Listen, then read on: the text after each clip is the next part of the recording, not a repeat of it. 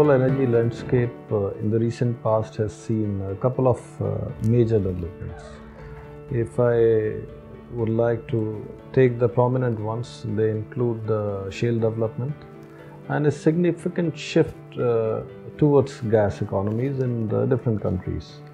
And the shale development alone has been the game changer in the recent years, which has not only impacted the producers, it has also impacted the whole global scene, the whole global energy scene, and to a very large extent it has also impacted the trade as well as the consumers. Similarly, there is a large shift which is towards more and more gas application, not only again by the countries which are rich in gas resources, but also by other countries, including a lot of developing countries due to obvious reasons of its advantages. A country like India, which is not only big in terms of size, but also in terms of population, and also the kind of growth the country is seeing today, there is tremendous growth which is happening in primary energy requirement. If you talk about oil and gas growth, which is expected to happen in the next 1 or 2 decades, nearly 25% of that growth is expected to come from India alone. India, a lot of changes are happening in terms of urbanization of cities, in terms of increasing purchasing power of the people. Due to its own development, the primary energy requirement is increasing manifold. If you look at the total energy consumption, which was in the beginning of this century, in the year 2000-2001, it has more than doubled even today itself. In comparison to CAGR, if we see the CAGR growth of energy requirement in India, it's much more than the world average. So the country is going to see a lot of requirement of energy. When we look at energy platform or the energy sector for India, there are 4 major pillars which probably drive all the decisions, which probably drive the different segments or the actions to be taken by different stakeholders. These are energy access, energy efficiency, energy sustainability, and energy security. Oil and gas is the second largest energy provider for India after coal. And we expect that in spite of the changes which we expect to come in the energy scene, oil and gas will continue to remain the second most energy provider, at least for more than a decade to come. India today imports nearly 84% of its oil requirement. We operate today 23 refineries, and we have excess capacity as far as the refining capacity is concerned. The oil products growth is close to 5% CAGR year-on-year basis, which is a fairly handsome growth. In the transportation sector itself, today nearly 75% movements are happening by road, for which diesel remains the major energy provider. Now, looking at all this, we cannot close our eyes from the fact that we are heavily depending on oil imports. As I said, 84% dependence on oil imports. There is a lot of commitment towards the clean environment, and if you look at the sector alone, we have committed ourselves to switch to Euro 6 equivalent fuels by 1st April 2020. And this journey from Euro 4 to Euro 6 we are taking within a span of 3 years, which I think very strongly demonstrates the commitment of the country towards a cleaner environment. India today is pushing very hard towards a gas-based economy. Now, when I'm saying gas, probably I'm considering oil and gas together. There are a lot of actions which are being taken to improve the renewable percentage in the whole energy basket.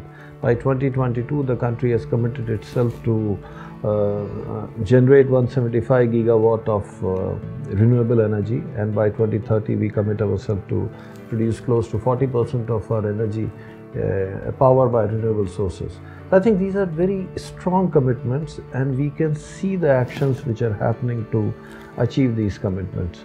Today the country is building very strong infrastructure towards gas application, not only in transportation sector but also towards industrial application or domestic application through pipeline network. Today nearly 70% of the population is being connected through such networks, and very soon the whole country will be covered. Although the implementation of these plans may take a couple of years, but the areas have been authorized to interested parties who are building these networks.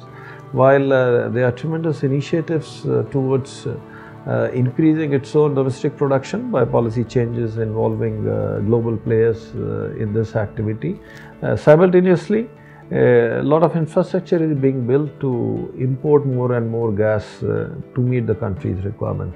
Now these are largely being driven to improve the energy access. So when we talk about access, it's not access of conventional liquid fuels, which are gasoline and diesel. We are also talking about the access of cleaner fuels, which I talked about natural gas. The other cleaner fuel, which is very commonly used as domestic cooking fuel, is LPG. So a very elaborate network is established, which is further being strengthened, so that each and every home of the country can be covered by domestic LPG. Another major pillar is energy security, which ultimately provides us direction to reduce our dependence on import. During the last 3 years, we have seen a lot of policy changes, positive changes which have happened in the country, encouraging the people who are in the business of oil and gas exploration production to be more aggressive. There is a lot of pricing freedom which has been given to such producers. There is a lot of licensing relaxation which has been done, so that under the same license today oil or gas can be explored and produced. So there are a lot of major changes, reforms which have happened in the industry in the last couple of years, which I am very confident that are going to show positive results as far as the domestic production is concerned. Now another entirely different way of handling the same issue, which probably to a certain extent also provides benefit for environment, is using biofuels along with the conventional fuels. Now India is heavily depending on liquid fuels in transportation sector. We are also very strong in agriculture, so there is a very fit mix if we link these two large sectors. So there is a lot of policy push again, in which we are encouraged to mix ethanol along with the gasoline, and we have a mandate to mix up to 10% ethanol. And by this year end, we are able to achieve more than 6% ethanol, which from around 3% figure within a span of 2 years is a significant improvement. Now this ethanol traditionally used to come as a byproduct from the sugar mills or sugar industry. Today, because of policy change from the agriculture waste, we are setting up plants for 2G ethanol. Parallel to bioethanol or ethanol, we are also moving very aggressively towards generation of biogas. Now, a wonderful initiative has been taken by the sector, I mean, of course, as guided by the policy makers, to give a comfort to any biogas producer in the country, to offer them a very reasonable, very attractive price, to lift their gas from anywhere they produce in the country and then market it as compressed biogas, which is performance-wise at par with CNG. So I think such policy initiatives really have the capacity to change the whole scene. When we talk about future of energy sector, I think two things are going to play a very important role, which are technology and collaboration. Because collaboration provides answer to many things. We need not reinvent wheel for each and everything. The global boundaries have melted already in many trades, in many things. And opportunities like this, when we can share the ideas, what each one is doing, and how each issue has been tackled. So I think technology provides a wonderful answers to the problems which we are incurring today, and probably a lot of things which are bothering us today in this sector or in general can be tackled by proper use of technology. Collaboration is again going to provide us a lot of answers, whether this is collaboration in research and development, whether it is collaboration in learning with the different business models which have been successfully deployed at different locations, different geographies, whether it is collaboration of our own skills and capabilities. I think this will provide again a wonderful solution for the whole society. So we can provide better and sustainable solutions by working together. And I'm sure that the most efficient form of energy and the most efficient and sustainable form of energy will last. And oil and gas have come up so far, and I strongly believe that they will continue to provide the answers to whatever limitations we are seeing today. Looking at the future of transportation sector, I would talk about particularly about India, but probably the solutions or the issues are more or less same for all the countries. These IC engines, which include gasoline as well as diesel engines, they have come a long way.